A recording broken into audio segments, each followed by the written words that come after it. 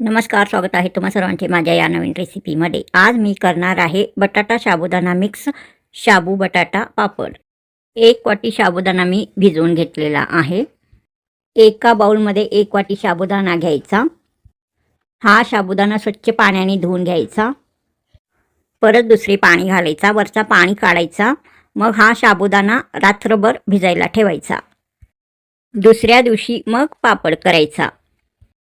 हा बघा, हा साबुदाणा एकदम चांगल्या प्रकारे भिजलेला आहे. 2 मिरच्या असा जाडसर वाटून घेतला आहे. 2 चमचा मीठ घेतला आहे. अर्धा चमचा केसरी रंग घेतला आहे. रंग तुम्ही कोणताही घालू शकता.